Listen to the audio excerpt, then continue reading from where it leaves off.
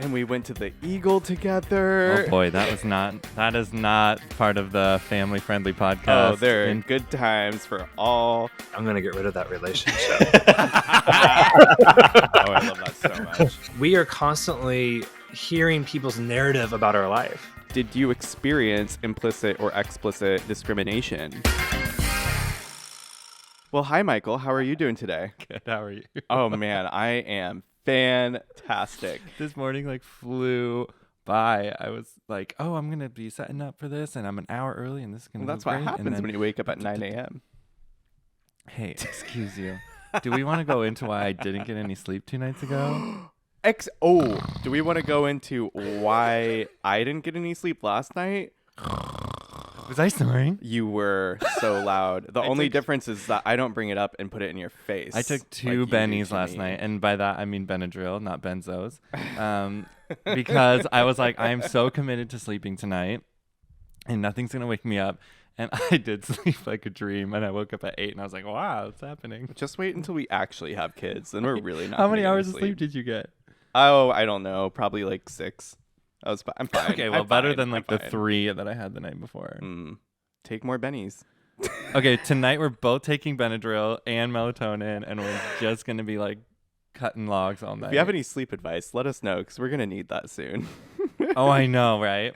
Welcome back to the Who's Your Daddy podcast, where we work to demystify the process of starting a family through non-traditional means. From foster to adoption to IVF and surrogacy, come along as we navigate this tricky space on our own journey to fatherhood. We are your hosts and husbands, Michael and Matt, and today we are going to be talking to Dustin and Burton. Welcome.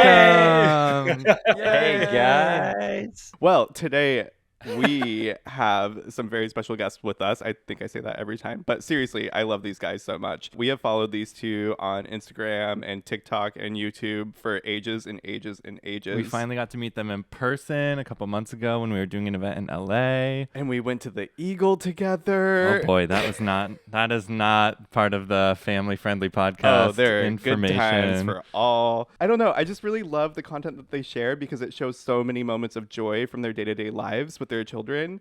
And North Carolina is not necessarily known to be the most LGBTQ friendly state. So I think, one, it's nice to have representation in all facets of our community, but to see people be open and unapologetically, unapologetically as like an LGBTQ family in a state that doesn't necessarily embrace you fully, is really awesome to see, because I think it empowers a lot of other people to think that, this could be me. I could do this. This could be my life. We're going to dive into that, see what it was like actually getting to the point of having kids in the South.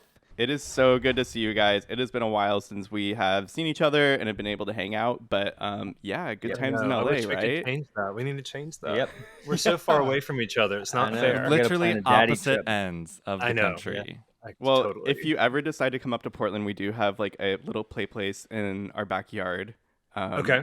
We purchased the house and it was there, and we never removed it. So we have a little jungle gym. You're saying that for me or for Burton? Well, sometimes I play on it you. too, but at least I'll have some friends to play on the jungle gym together. I have gone down the slide a few times.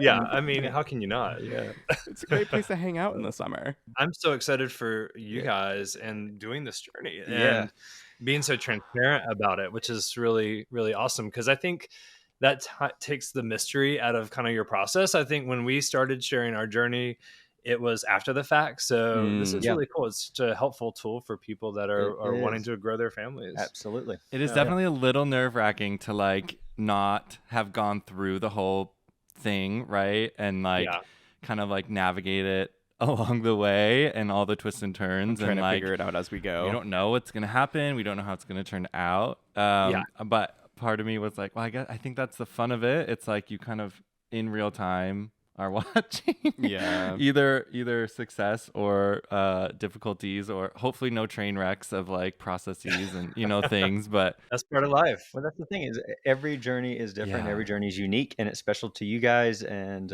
it'll be a beautiful thing no matter what. We were just looking at prices the other day, and we were starting to freak out a little bit. It's hard. Yeah. We've been doing deep dives and stress spirals. It's just hard. Especially when you like have a lack of sleep and then you start thinking about everything and all the like things you still have to do and you're like, how am I ever gonna get over these hurdles? Yeah. I know. Yeah, it's definitely a lifestyle change on that end. Yeah, sure. and you'll never be fully prepared, no matter what. No matter how much you're a planner and a strategist, it's gonna rock your world when you do have the kids. And but it's gonna be well worth everything. Yeah, it's so true. I mean, I think that a lot of people going into it, they have this idea of what their life's gonna look like and how this process is going to be and how their parenting style is going to be. Or how you're going to, how your relationship will be with your spouse. And honestly, you can just throw all of that out the window because you literally have no idea until it happens. And it constantly changes.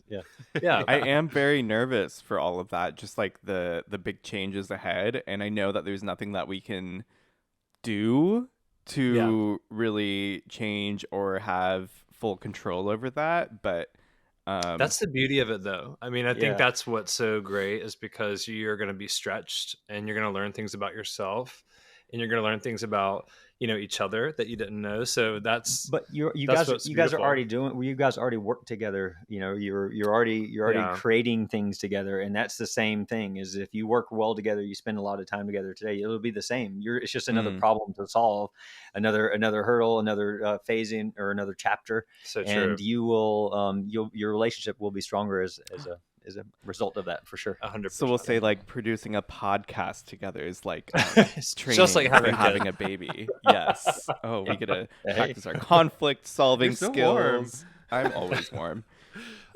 So communication is one of the biggest things, and you guys are doing it already. So so we obviously know and follow you guys, but if you want to just do like a short introduction of who you are, if there's anybody who's like, who are these guys? I mean, they already love you because look at you, salt of the earth, humans, giving us like the most heartwarming, wholesome encouragement and advice. But go ahead, tell us like, who you are. All right, so I'm Dustin Patrick Smith. That's me on Instagram.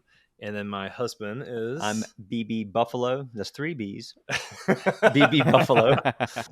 And then our TikTok is Dustin and Burton. And we are a gay couple that lives in North Carolina that have twins. And they're going to be turning 7. I don't know how that's happening. Wild. So fast. It's flying by. It truly does. And they are already basically teenagers, though. Yeah, especially our daughter. All the sass. All of the sass. Yeah. So, that's perfect. I want to come out for the birthday party. Do it. Let's do it. We need to plan it. We have I know. Still trying to come up with a theme. It's super hot, super humid. Oh yeah. Okay. Have a birthday party out here. Yeah, exactly. It's not humid. It's still hot. Just the not jungle humid. gym is ready. There we go. Let's christen it. Were you guys born and raised in North Carolina? Yeah, so I was. I grew up in a small town called Garner, which is about 20 minutes from Raleigh, so very close to here. I did, I kind of lived in Raleigh. I did work remotely for a long time, traveling around to different client sites and stuff for about a decade. So I got experience living in other cities, a lot of different cities, but my home base was always Raleigh. And then I'm from Charlotte, North Carolina. So I moved to Charlotte when I was 3 from Washington State. So I don't really remember much. So like my dad stayed in Washington, so I got to have glimpses of that, but North Carolina really has been my home since I was really young. So, and then I bounced around and then ended up relocating to Raleigh, which is where we met. So yeah. North Carolina boys right here. North Carolina boys. And when did you guys meet? When did you get married? When did you first discuss having kids? We've been friends for a long time before we actually started dating. Right? Yeah. So it was 2000. I think it was 2005. I could be wrong, give or take a year. But it was around 2005. I was in a relationship, and I was like, I'm going to get rid of that relationship. Oh, I love that so much. Just get kidding. it. No, I was in a long term relationship, and he came. He knew my ex boyfriend at the time. Yeah. And how did you know him? I met him randomly on a beach trip, and we exchanged numbers because just the gays, they find each other. They're like the inseam on that bathing suit is way too short. They must be gay. They're gonna be my friend. Exactly. My brother went to to NC State, which is a college that's here in Raleigh. And I said, hey, when I'm in Raleigh visiting my brother, I would love to have some gay friends to go out with. And so we exchanged numbers and we kept in contact. So I was living in Miami, and I decided to move to New York, but I did a pit stop in Raleigh to hang out with my brother for a little bit. And that pit stop actually ended up being, forever. So I never left. Wow. But when I first moved to Raleigh for that small, couple months that I thought I was going to stay, I called his ex and I said, hey, I'm in town for a few months. And he invited me to a house party, which happened to be at Burton's condo. And so that's how we met. And we were just friends, truly. It was like no shady business. Like we truly were friends. And for a long time. For years. Till 2012. Yeah. And then I was out of my relationship, and I didn't know if Dustin was single or not, but I walked up to him in a bar and said, hey, did you know that I'm single? And I was like, no, I didn't. And then he made sure that I had his number. He grabbed my phone to make sure that his contact was in there. But he said, yeah, I have your number. And I'm like, no, I need to confirm. Yeah. So yeah. So then we started dating, and you asked the question, like, when did we start discussing kids? To be honest with you, I was kind of frustrated living in Raleigh because I was having a hard time meeting someone, and I was considering moving to New York. And so I was selling my business. I was headed to New York. And when I stumbled into Burton, one of the things that I was longing for is to find someone that was like a serious partner who wanted to build a family. And he's the same way. So I was kind of living in DC at the time, traveling back and forth for work, but I stayed there a lot. So I was dating some guys in DC. And one of the biggest, questions was, hey, or do you want a family? And, most of the guys were like, nope, don't want that. So, we'd have one date and that's it. Because I was looking, we're in our mid-30s at this point. Yeah. And so we need to go ahead and start this process. I'm a big planner, and I was already really delayed on my plans of starting a family. You didn't want you didn't want to waste your time with someone that didn't have to share your same life goals. Yeah, absolutely. Yeah. And so I was just like, I need to find it. You were aligned and go that path. Yeah. Together. Yeah. I mean, we could still have a fun date, but then, I'm probably wanting, I would move on to the next date to find the husband and the father of my children. We stayed in North Carolina, right? Because it's such an amazing place to raise kids.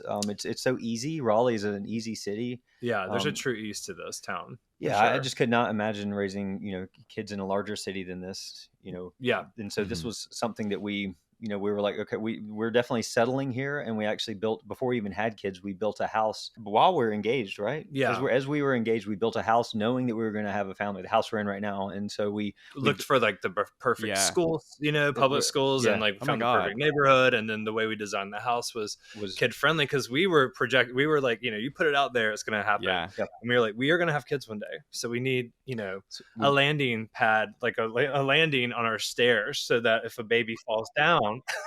When was all this happening? Like 2013, 2014? Yes. We got engaged in 2014. We got married in 2015. Yes. And that was just after it was legalized here. So it was so in October, I could get the date wrong, but it was October of 2014.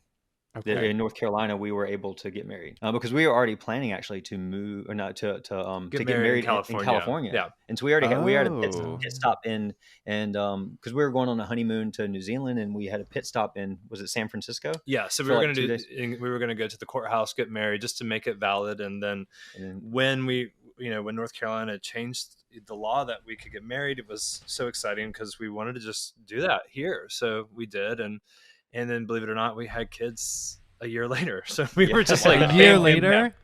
Well, here's the thing. So we dated for about a year. We were engaged for a year, and then we got married, right? And then had kids a year later. And people often think that's fast, but we were friends forever. Yeah, it was, so all the skeletons were out of the closet. Yeah. It was like dating your friend, someone that you truly knew. When you're dating someone that you don't know, it takes a long time to really know who they really are, like all of a sudden, like that fake facade they put down, and then they reveal who they are. I already knew that about Burton. He already knew that about me. So that's why it went rather fast. Yeah. From starting the process of having kids like 12 months later, you were like in the hospital. Like, So it was 14 months from the start of when we first walked into a fertility clinic. When you guys were starting this process of surrogacy, Yeah. this was around the time that gay marriage was legalized in the U.S. overall. And then you said it was just legalized October 2014 in North Carolina. So, and it's the time of like the whole bathroom bill fiasco. So around this time when you're starting the process of surrogacy, what was that conversation looking like between you guys when you're talking about raising a family here and really going through this process with, you know, you have to work with other companies, other people. Did you experience implicit or explicit discrimination against you as a gay couple going through surrogacy during this time? I don't know if we faced discrimination outright, but there was definitely a heightened fear during that time. And also, I remember being an election cycle, right? Was that happening at the same time? In 2016 when the kids were born? Yeah, So that 15, was, 16. okay, so that was an big. election okay, cycle so, for so the books. I just remember being like, had that Speaking of heightened sense PTSD. of anxiety around everything that was just happening, right? Because, you know, once marriage equality, once it was legal for us to get married, there's tons of backlash that was happening right on the back of that. At the same time, the bathroom bill's happening. At the same, there was just too many things that were coming at us during the time our babies were in the womb, and it was just like, this is, you know, what type of environment are we bringing our kids into? You know, we don't live in this state of fear. We live in a state of, you know, of happiness and proud that we have kids. And so, you know, if we're faced these things, we deal with them as they come, but we don't really deal with that very much, which I feel very fortunate. And I think the only thing that happened during that time, just going back to your question, we were like one of the first couples in North Carolina to actually get both of our names put on their birth certificate, which was pretty amazing. So we had twins, and the way that we did that is we did surrogacy. We have a gestational carrier, so it's not, she has no biological ties to our children, right? So we had a separate egg donor, and we implanted 2 eggs. One was fertilized with my DNA. One was fertilized with Burton's DNA. And miraculously, they both took, which was, we were so over the moon. That was kind of the dream. We were hoping to have twins and just kind of one and done type of thing. We knew that at some point they were going to have to do a blood test where they stick a needle in to find out whose baby is whose, even though they're both ours, you know?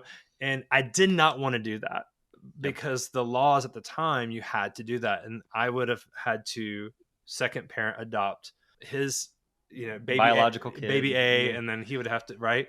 And so Can't that also be kind of like a risky or just uncomfortable experience to go through like that test? That test is, there have been some you know, some issues, but that's the law, is that we have but to. But that only would apply for a same-sex couple, correct? Because like a different sex couple, you would know who the dad is.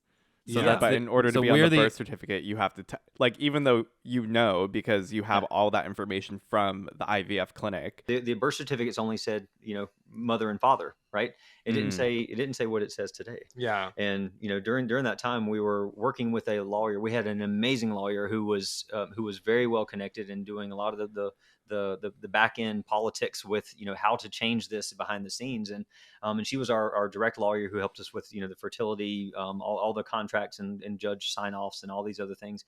But we were getting close to when the babies were going to be born. We were 2 months away, and we had water. And then our gestational carrier water broke, which was sent the fear through us, you know, like it was so early, like 2 months early. And so she gets rushed into the hospital on bed rest, and we're all praying that she can just kind of stay on bed rest to keep the babies in longer, just so they can develop, because every day at that point makes a huge difference in their development.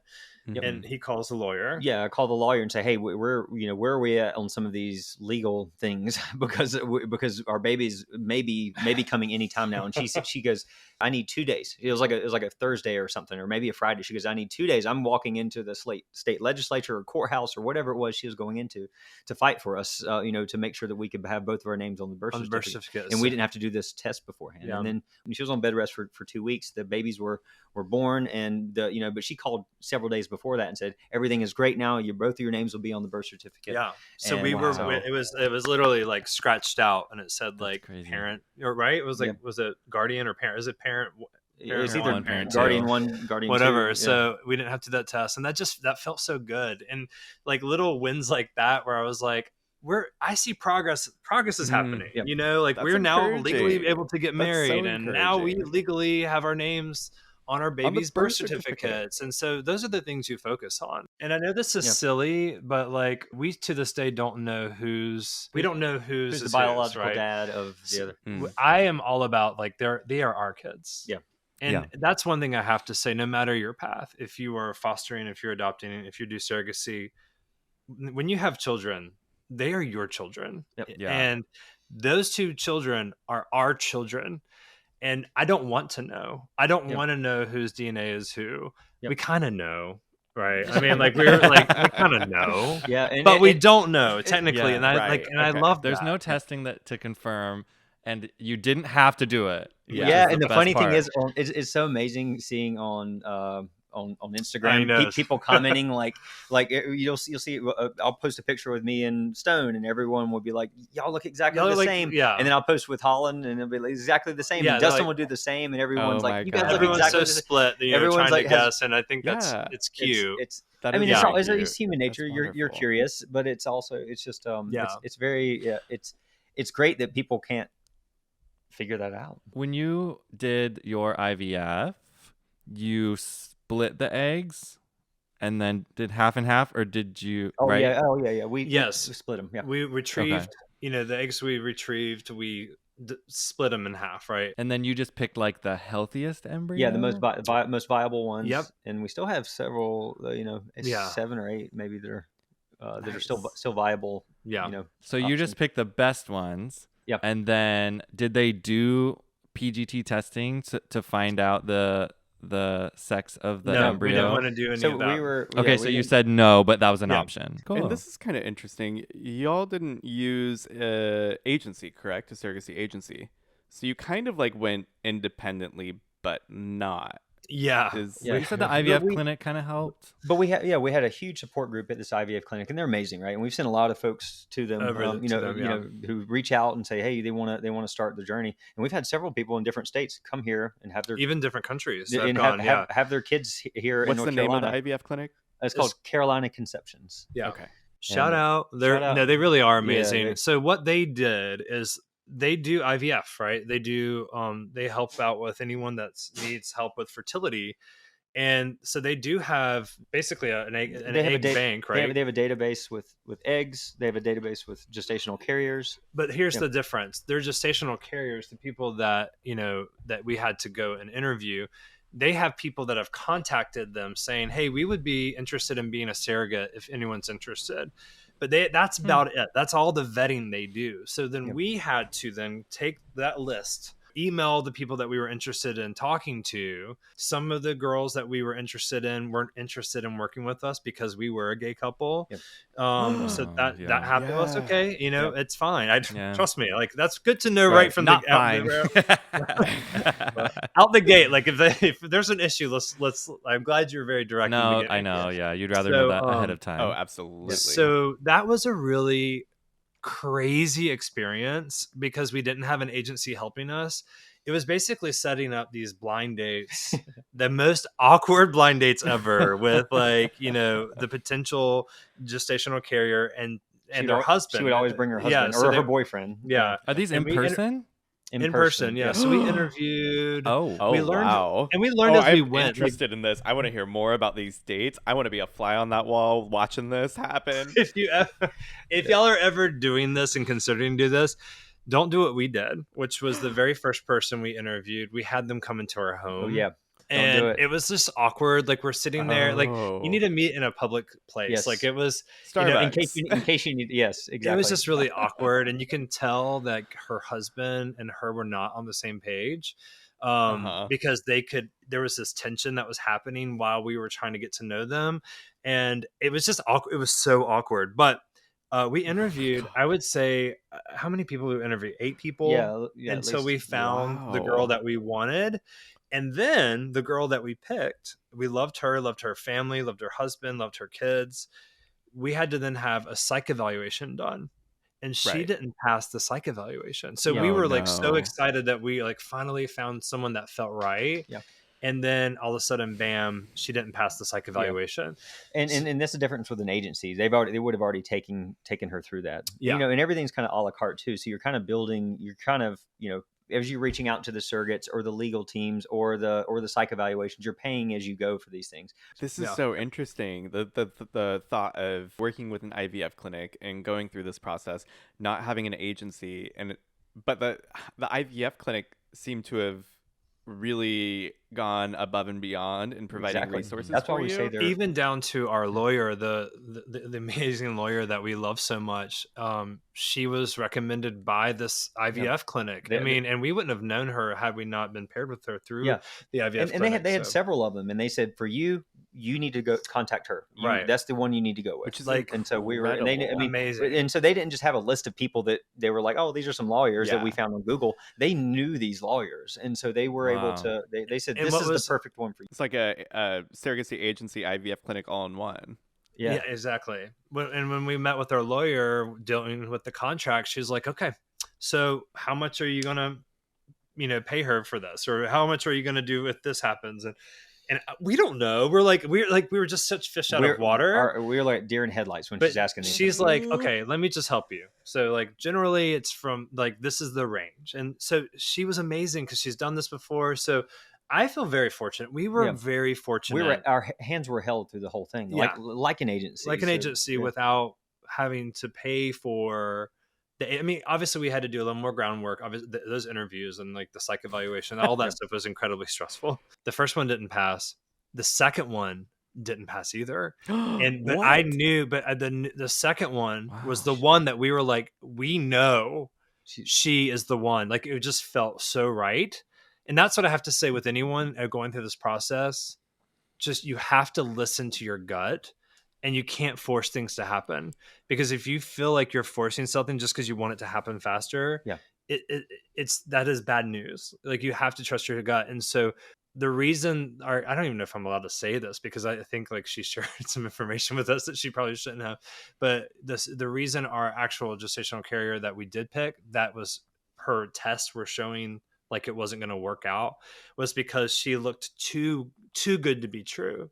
But here's the thing, like that was our gestational carrier. She was that giving, that loving, that she's willing angel. to, she's like and so like that was her character. She did pinpoint that, thinking like something was suspicious, but that's just who she is as a person. So the psych evaluator thought that she was like too good to be true. Like with all the things like her, it's kind of like she knew the questions and answered them right, but she was that person and really was like amazing angel. That is crazy.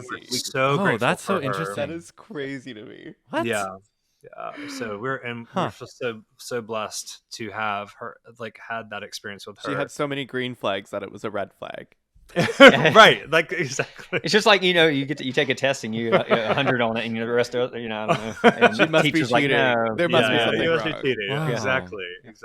So I just find it really interesting that you were able to interview so many prospective surrogates and be able to make that determination yourself.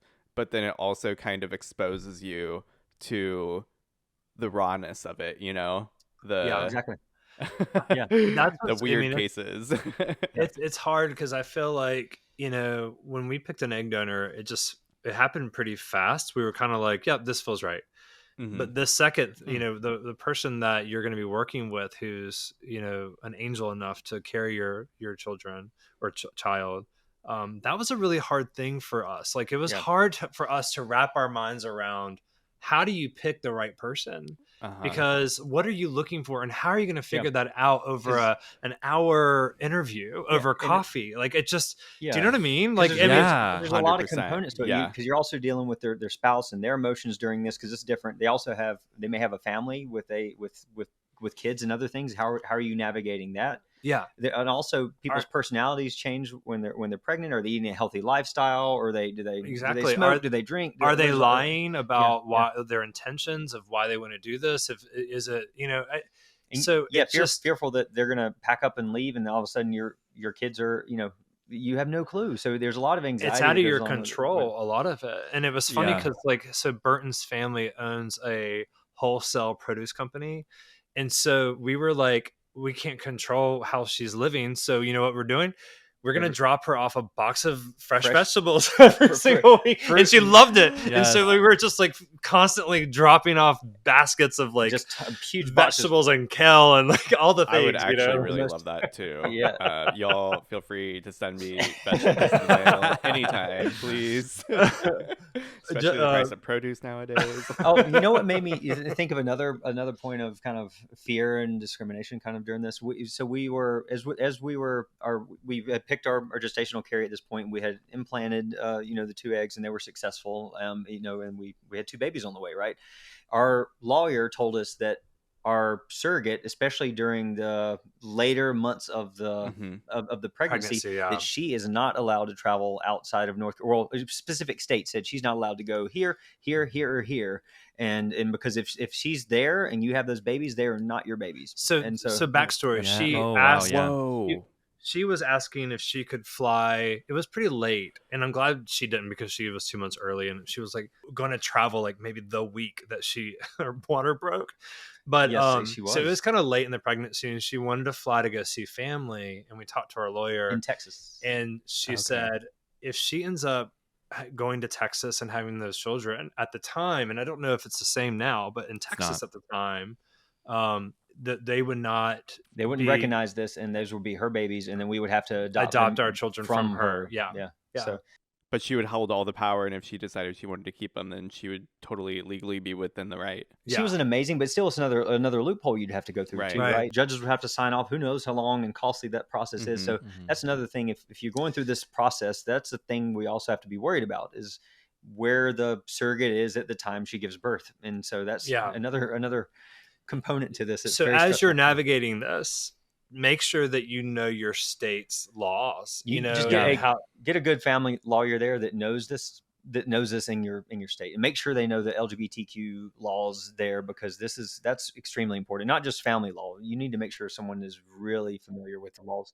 But it's very weird. Like it must have been sometime, I don't know when it was passed, but it must have been sometime between when you guys were having your kids and now. But like Texas actually has pretty good surrogacy laws for LGBTQ people now, even though like Texas as a whole is sort of like a little bit weird about a lot of things. But we can be father 1 and father 2 on the birth certificate, like right away. And in Oregon, it's only parent 1 and parent 2. So it's weird. It's like, wait, why is it easier to have father 1, father 2 on Texas? But it goes to show how much has changed in the last 7 years. I think it's changed a lot. Now, before we even walked into the fertility clinic, we were looking at all the different options to start a family. So we started looking into foster and adoption first. As viable options, and we and through that research we knew it would take a lot longer to go that route. And because of the climate we are in North Carolina, it is a lot harder to foster and even adopt here. I think at the time, especially, maybe not necessarily now. I think things are different, but we're talking, this was us 8 years ago looking at this, right? So before marriage was even legalized, right? So basically adopting a kid to 2 guys that aren't legally married is what you would in North Carolina. In North Carolina, was that even something that was possible, or was it like kind of unheard of? Like no, that doesn't happen here. No, it happens. We know people that adopted here. They were successful, and we definitely picked people's brains just to find out what would be the right path for us. Yep. A lot of times when we were speaking to people that went through adoption, they said, just so you know, it could take a really long time. Like, you have to find the right agency and find the right placement. It could take 5 years, could take 6 years, could take one day. You might get a call. And I think that was hard for us because we knew that we wanted to move fast because we were in our mid-30s. Control. We want to control. Yeah, we wanted to have a little more control of our narrative of when we could have actual kids. Not that you can fully control that when you are doing surrogacy, right? So, but a little bit more. It felt that way at the time. Yeah. And we definitely were picking people's brains about foster care. We were picking people's brains about adoption. And at the time, just because the climate was a little strained in North Carolina, that you have to remember, this was a time that the whole, bathroom bill was happening. Yep. And there, I just felt, and we were like making North Carolina was making headlines even in like overseas, like in the London Post, like, right. And I was like, oh God. Weren't we in New Zealand when people were talking about that? We were somewhere overseas. And someone mentioned, oh, North Carolina, that's the bathroom bill. And we were somewhere, and it was just the most random thing. And we were like, that really, like, they would have never known what North Carolina is, except for we had a hateful climate at the time. Yeah. So, I mean, I think like this only grows more when you become a parent. Like, I think that you're just constantly want to protect your family and make sure that you're making, the right choices and living in the safest place. And at the time we were like, oh, wow, should we live here? Like, I mean, is this going to be problematic?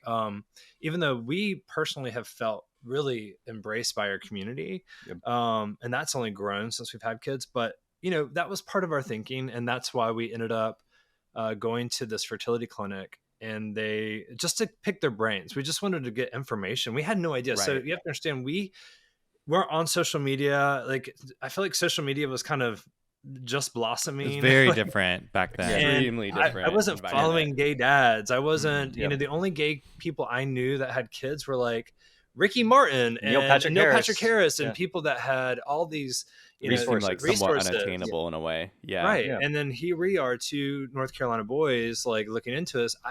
It felt impossible. So we went to this fertility clinic just to pick their brain. And after meeting with them, we looked at each other and said, this feels right. Like, this feels like the path we should take. It could be a little selfish. I want to see a little piece of Dustin in a kid. And I know he wants to see the same for me. I mean, I think if we weren't a gay couple, any straight couple feels the same way. Oh, I mean, it's a human desire. Yeah, so. You want to see you being passed on. You want to create a legacy, and I don't think there's anything abnormal about that. No, and I think it's so interesting, and it sucks because we're so conditioned, I think, to view surrogacy as selfish, and so then we start like looking inside ourselves and thinking like, oh my God, like, is what's this wrong selfish? with like, me? Oh my gosh, am I a selfish person? And then you're like, no absolutes here. So the majority, I would say, right, of straight couples, like, it's like you're having your own kids because you're like getting joy out of seeing a little part of you in them. Yeah. And like, that's like human nature. And like, but like we are meant to sort of like feel bad about that, or like it's there's so many things that we have to feel like we calculate, right? And I think hopefully in the future, I mean, it goes into this like perfectionism and needing to prove yourself or in a way prove your worthiness, that you're a good person, because that's kind of like how I grew up thinking as a closeted gay kid, like, oh, nobody's going to accept me if they knew the truth about me, so I need to do these altruistic things. And that got me involved in youth group and very involved in my church, etc. Like all that kind of stuff. So people who think like, oh, it's a choice, and it's like, no, it's so much easier to be straight. Like, it's just so much easier to like for life things. And it's like, I didn't choose to not want to be with a woman, and just because that biology doesn't work out, but I'm made to feel bad about wanting biological, like, kids that are biologically maybe half of me, and it's like, right. You're just like, where does it's just like hammer after hammer. It's just like, you chose to be gay and you shouldn't be able to have kids that are biologically yours. And it's like, I don't know, like, just, I'm jumping through all these hoops that you never had to jump through. And like, why does it have to even be negative at all about it? I find that really surprising, because I think like I wasn't anticipating people's reactions like that until we started going through the process of having, we found a gestational carrier, we got pregnant, and I was doing hair at the time, and actually had a client that stopped coming to me because she did not think, she was fine with me being gay, but she did not think that it was right for me to have a kid through surrogacy. Yeah. And I was really puzzled by that reaction. It was like you ruin your own life, don't ruin a kid's life, kind of thing. Well, and it was even like, it was definitely the surrogacy part, which I thought was really hurtful to me. And I think as gay people, we are constantly hearing people's narrative about our life, and that's really frustrating because it's like you have like people are constantly debating like the way we live, right? Yeah. And that's really frustrating because I don't think a lot of straight people necessarily, I mean, obviously there might be parts of their life, but as a whole of who you are being gay, you don't have people debating and having a narrative and a conversation about, is that right? Is that wrong? And so for me to have the joy of getting pregnant and like us like getting our gestational carrier pregnant and finding out we were having twins, I was so excited. It was shocking to me how many people came to me and said, I don't think gay people you should be able to only do foster or adoption. And that really hurt my feelings. Even a friend of mine even said it to me. And then of course we are very public on social media, so we'll get those comments as well. And I find that so fascinating because one, all the guys that said that to me don't have kids, they don't want kids. Like they can speak into my life and say, you should not have a kid. This should not be the path that you have kids. And even though, like, why do you even have an opinion? You're not even a parent yourself. They're not even, that's the same as us saying you need to have kids. Right, exactly. You're selfish because you don't have kids. And the other thing is, you would never say that to a straight couple who might have fertility issues that go the route of using IVF to be able to grow their family. You would never say you shouldn't do that. You should adopt or have or do fostering. And so I just think that's really interesting, especially in our community, that there is this, they're being judgmental of each other, kind of double in standard. A group of people that you're supposed to be their community members. It's interesting. And also you don't know our journey either. I mean, we went the surrogacy route the first time, but how do you know we're open to fostering? We've talked about that, and adopting. It doesn't matter.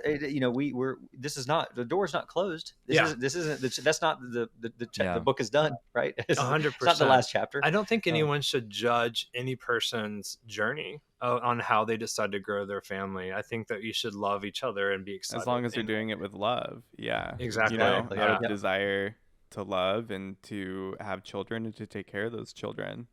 Yeah, it's so true. I mean, what more could you bring to the world than like a loving place for children to grow up? And I mean, like, maybe this is news to people, but like, gay people aren't the only people who use surrogates.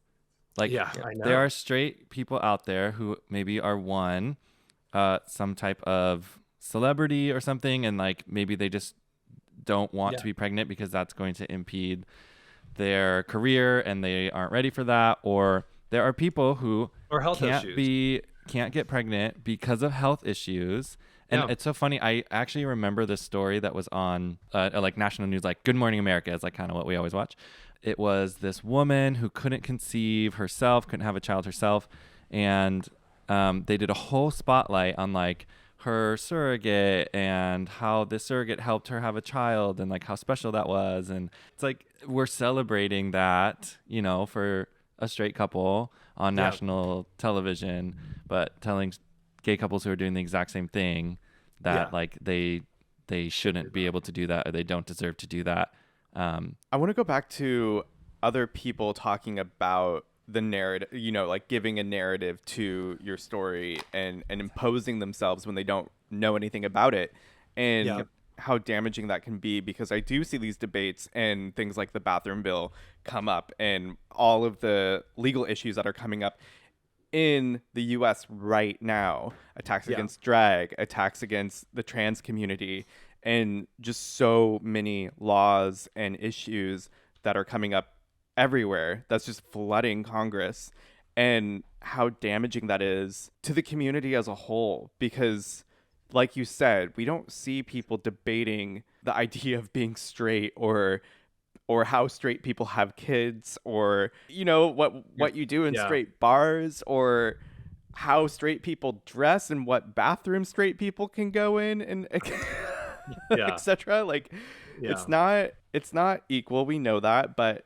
what that can do psychologically to people when that's what you see in the news all the time is this debate of like, is there something fundamentally wrong with you? And we're big boys, right? And so we can take these battles. What we're constantly I guess, fearful of is that our kids are growing up in this climate, right? They hear the wrong soundbite on a news thing, and they know that their dads are gay, and so they hear the wrong soundbite, or someone mentions it, or maybe another kid at school says that, and they start to feel less than. They start to feel like something's wrong with their family. That's what we're most afraid of. Yeah, because we can handle ourselves. We don't want our kids to grow up in an atmosphere where they're hearing all these negative thoughts about their family. Do you see that impact? So I think we learned really early on how to kind of handle this. Now you have to remember just a little backstory. I grew up in a very conservative household in the South. Like, I was going to go to seminary right out of high school just because I honestly just wanted to not be gay. And I thought if I got closer to God that he would change me. I went through conversion therapy. I went and had deliverance sessions when I came out where they were casting demons out of me. So there was a lot of self-hate within me. Yeah. I never thought that I would ever get to the point that I would find love, get married, have children. And I was super proud of that when I finally got out of all of that self-hate and started to love myself and like myself and find the person I wanted to be with for the rest of my life, and then be blessed with having a family, I was just very proud. Right. And so I think that, we have been in moments where there's still that piece of me that has that sense of shame, because that's just how I was brought up. Right. Even though I've come so far, being proud of who I am, and now so happy to exist and have this beautiful life that I feel really blessed with.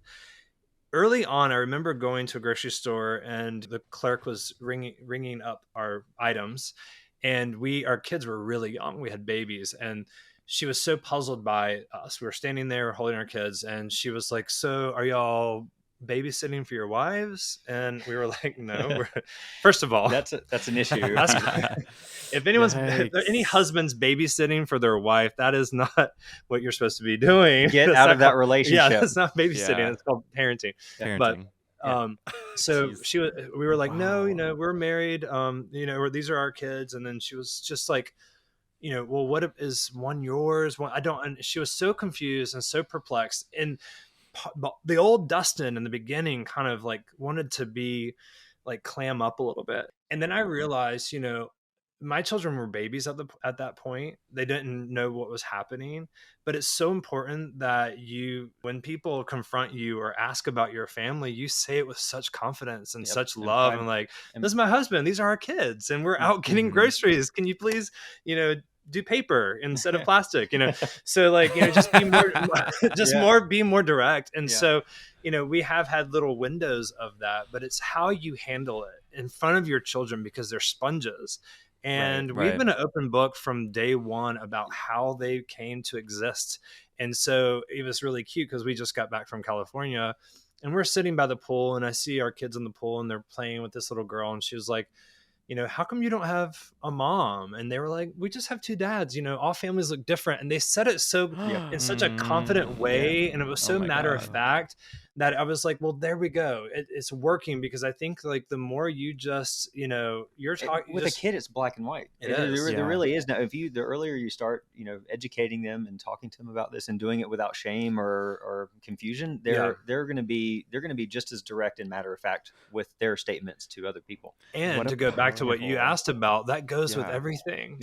We have a trans friend that, if my kids can use her pronouns and without even blinking an eye, we could learn a lot from our kids. I mean, I think these prejudice and all these weird things that us, as we get older and become hateful and small-minded, we can learn so much, and they've taught us so much. I just think what a powerful message to give to your children, to live confidently and with pride, and making that transition from this place of shame and guilt, growing up thinking that there's something wrong with you, to be able to make that change now and say, no, I'm proud of who I am, and I'm living a life with love, and I'm providing for my family, and to continuously repeat that to people who kind of in your face look at you in disbelief or express doubt just on your humanity, being able to look back at them and proudly say, this is my husband, these are my kids, and and your kids be able to learn from that, that's really powerful. I was gonna say, I think that's also a testament to, one, not only your kids but you guys as parents, right? Like, you instilled that in them, you taught them that. They didn't create that on their own, they were guided along the way. So like, one, kudos to you. And then I was also gonna say, this is just a little like personal anecdote that sort of touches on, like, if you teach kids to accept people and love people, that they will. When we were first dating, I have a lot of nieces and nephews, lots of them. There's 23, I think, and 24. 24 is in the oven right now. Wow. So I've been an uncle since I was 14. We met when I was like 24.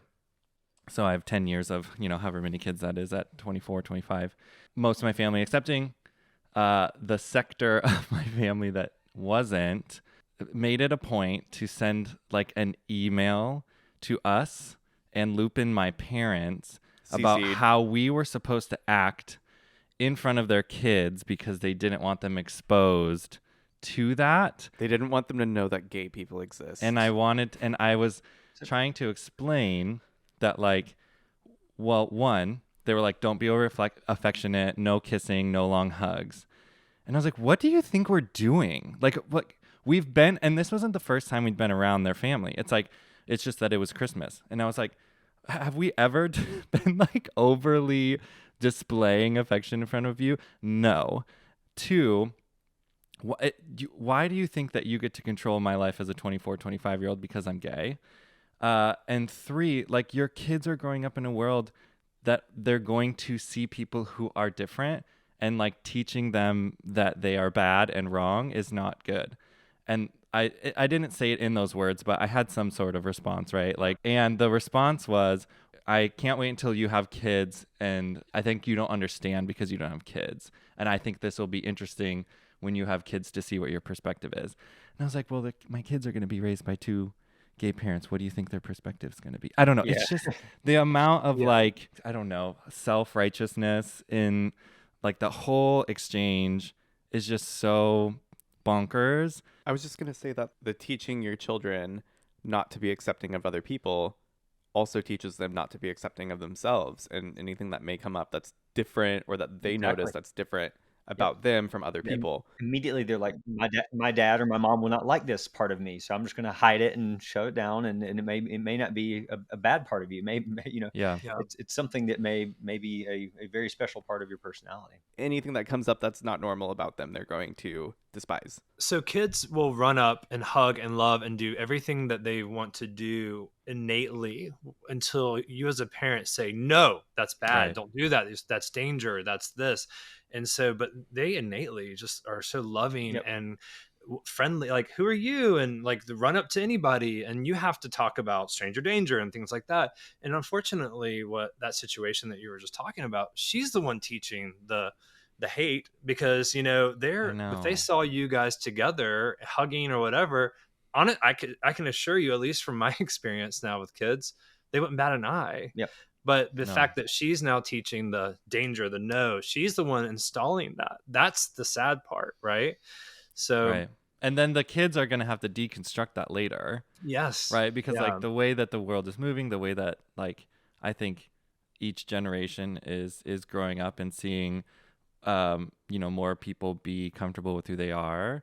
It's like there's no way that thought process is going to like last, and there's just it's going to be deconstructed at some point, and then they're going to have to like unpack that themselves, and hopefully they have like people to help them do that. But yeah, it's just like come on. That's why really?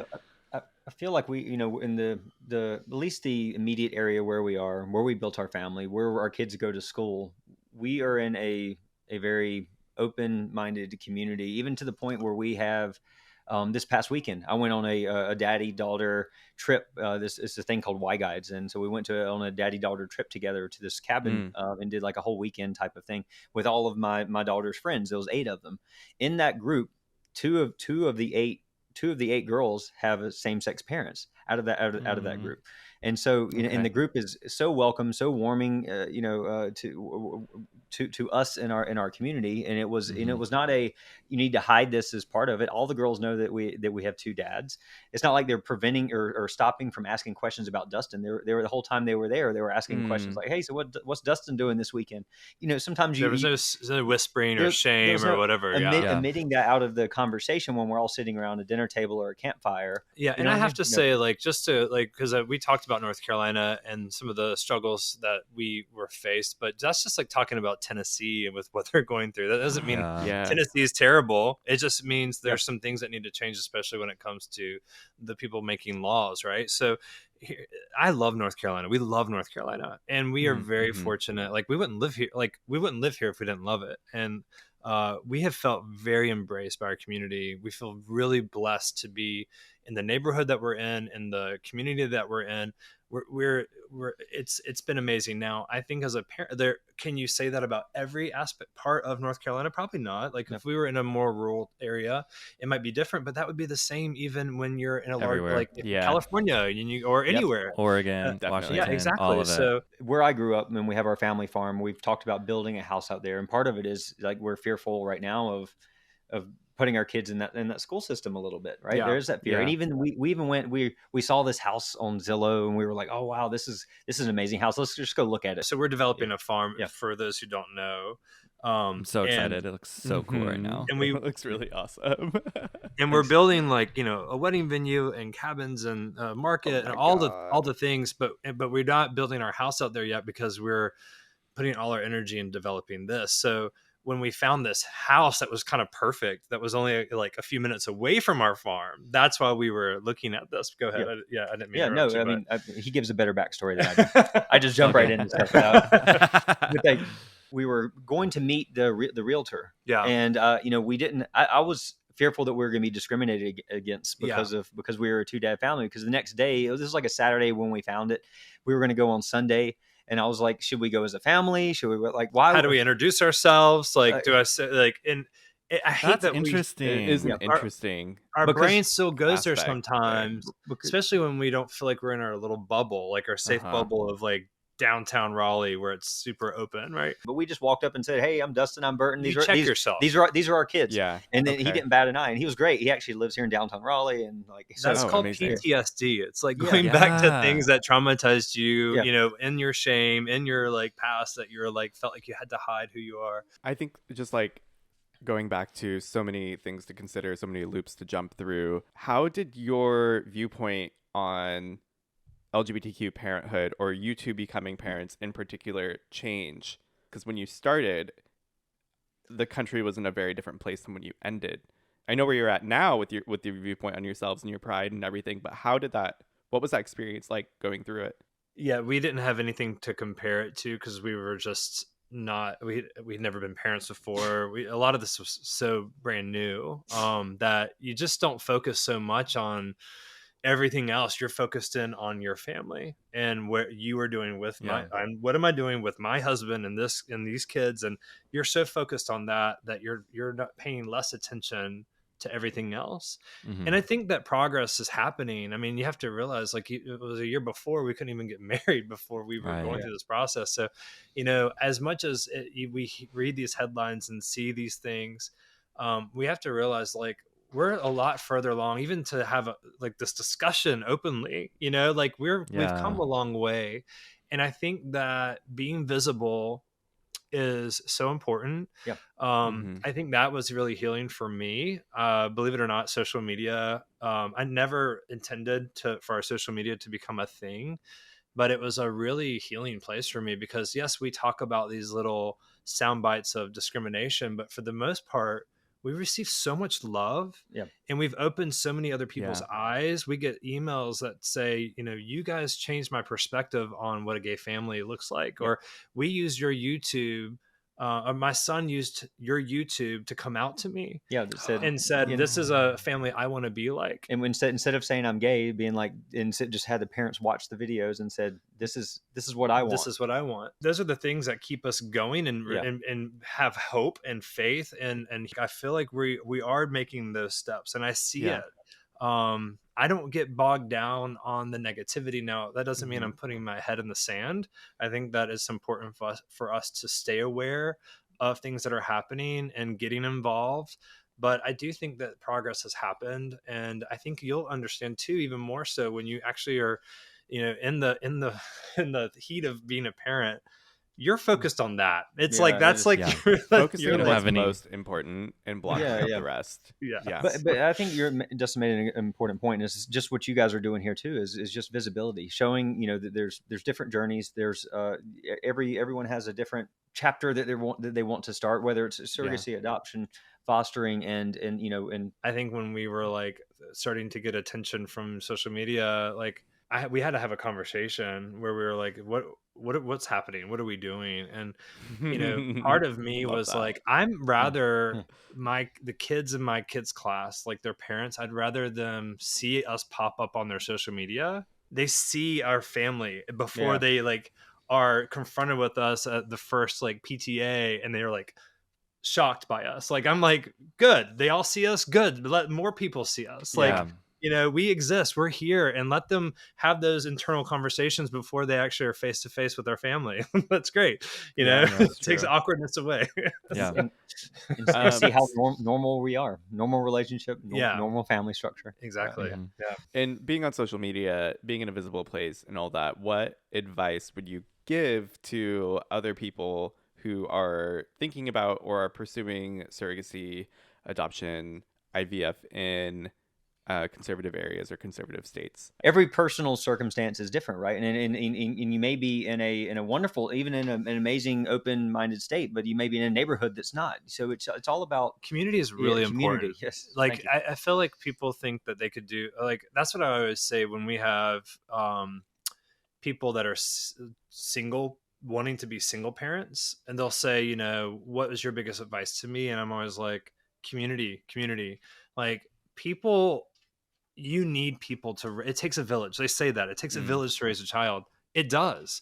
And so positioning yourself in a space that feels really safe, that you can be raw and you can have a helping hand help you, is really important. So I think that's key. So it doesn't matter where you live. It's about a support system. It's about a support system. Yeah, for sure. Yeah, absolutely. And then, of course, as you're going through that, the lawyer comment, I'll keep making that because it's really important. Yeah. Well, guys, thank you so much for giving us your time. This will not be the last time we talk. I just really enjoyed catching up with y'all. I loved our double date. Yes, absolutely. Let's make it happen. I always feel like talking to you guys just makes me warm inside, and it's like my own little personal therapy session. I think we adore you guys. If we could do this weekly, that'd be great. Absolutely. You guys have such a positive outlook in a world that's not necessarily like giving you their best. You continually give us your best. I just thank you guys for always doing that, and like it obviously shows in how you carry yourselves and how you parent your kids. Well, thank you guys. You so much. That really sweet. Means a lot. Yeah, we adore you both. So, and we're so excited about your journey. So bye guys. Bye. Oh, I am full of so much inspiration after that conversation. Yeah, they're just positive lights. They have so much positivity, optimism. And I think I try and not make this experience all about how difficult it is, right? I don't want that to ever be the focus of like, this is a really difficult process. I think it's important to know that it's not easy, right? Because you don't want to pull the wool over somebody's eyes and just say like, oh my God, it's so easy to have a baby via surrogacy, right? And then somebody in over their head. But I think everyone that we've talked to, so far is just like, it is so worth it. There's light at the end of the tunnel. And just because you're in a more conservative area, check your local laws and it's possible. I mean, North Carolina is definitely not the most LGBTQ friendly place that we've heard of or seen, but you can be a gay couple and you can go through surrogacy and you can have a kid and you can adopt and you can foster. Yeah, I appreciate this like upward trajectory of we are moving in a positive direction. There are more and more people regardless of what we see on the news, becoming more accepting and loving and open to people who are different than them every day. And to be able to realize that and approach life with that perspective and then teach your children that's actively making the change. That's what we need to really look at. And I think that's what I like took home from this conversation with them. Make sure to check out Dustin and Burton on YouTube, TikTok, and Instagram. We're going to put all the links where the links go. For more of what we're up to the day-to-day, check us out on Instagram and TikTok and all the things. Make sure to leave us a review. We so much appreciate it. It really helps out the podcast, and it helps us out to keep producing this podcast. Comment any thoughts, experiences, or questions you have, because that will help us in the future just kind of figure out if there's anything we haven't touched on. And if you know anyone who you think would be a great guest on the podcast, send them our way. Let us know. Oh my God, please. Until next time, Daddy's out.